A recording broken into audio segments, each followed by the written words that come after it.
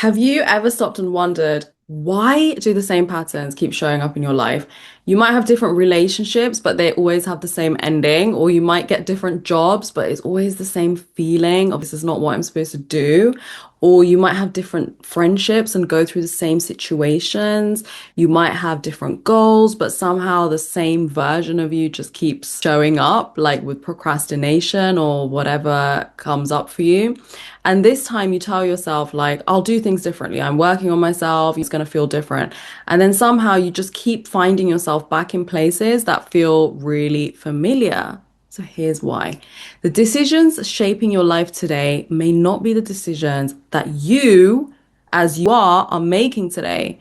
They might be decisions that you made when you were 6, 8, 10. And it's because you were trying to make sense of that world. You made promises to yourself. You started making agreements to yourself to keep yourself safe, for you to survive, for you to feel like in control of your life. Now, fast forward, you're here and you're asking yourself, why do I always behave like this? Why do I always think like this? Why do I operate like this? Instead, stop asking yourself, why do you keep doing this? And start asking yourself, when did this way of living become necessary? This question changes everything. And the word necessary is truly important because these were not choices.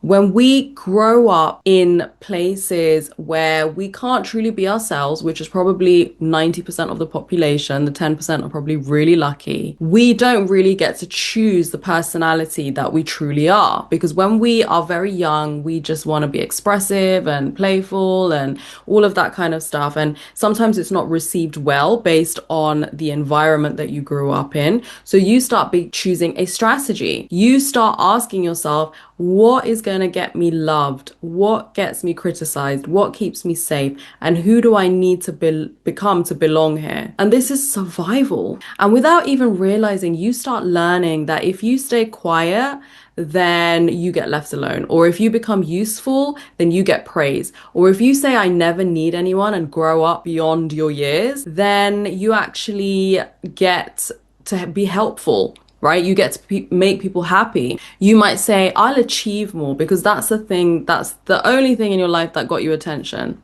You might say, I'll never let anyone see me cry because when you did cry, people told you stop crying. These are not personality traits. These were intelligent survival decisions. And at the time, they protected you. And the problem is, most of us never realize that we're living by those same decisions decades later.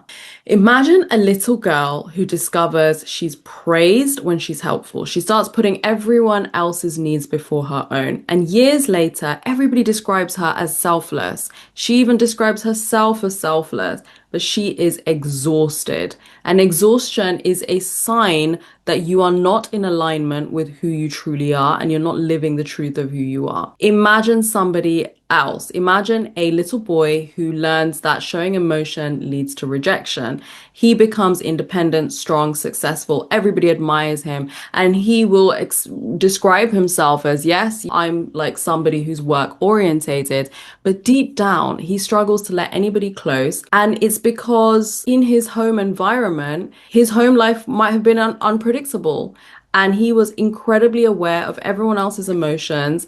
And he just realized that if he puts his head down and he gets to work, then he will just be able to survive the situation. And it might have started off as a distraction. And then you won from it. He won from it. He got something good from it. And now he thinks it's just who he is.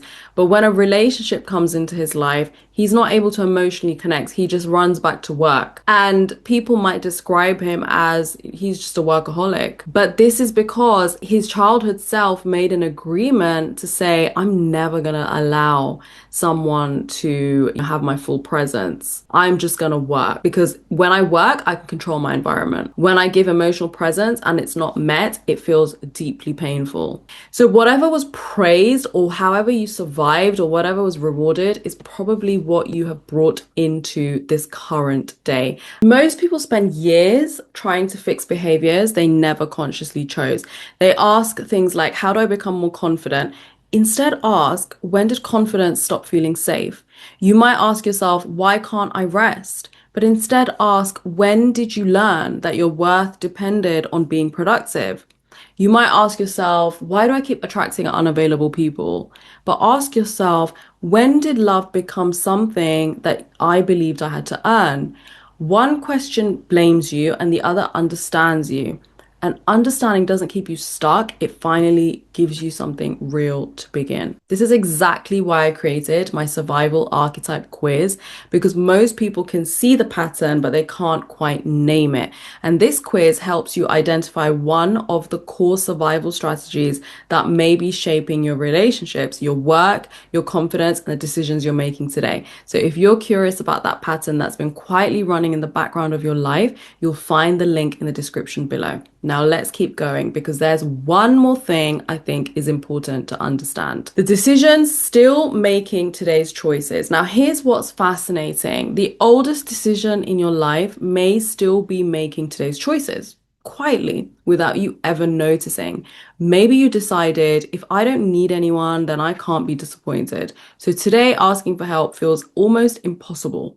Maybe you decided, if everyone else is happy, then I'll be safe. So today saying no fills you with guilt. Maybe you decided, if I achieve enough, I will finally feel enough. So today every goal you reach is followed by another one. Not because you're broken, but because you're still being loyal to a decision that once protected you. So if there's one thing that I hope you can take away from this video, is that the life that you're living may not be the life that you consciously chose. It may be the life that grew out of a series of survival decisions you made before you even knew who you were. And the beautiful thing is that those decisions made perfect sense then. They helped you survive, they protected you, they got you through, but they were never meant to become your identity. So the next time you hear yourself say, that's just who I am, pause and ask yourself, is this really who I am? Or is this simply the person I had to become? Because those are two different things. As always, my quiz is down below, and sometimes the greatest transformation does not begin by becoming someone new. It begins by recognizing the survival decision you've been calling your personality and finally giving yourself permission to choose again.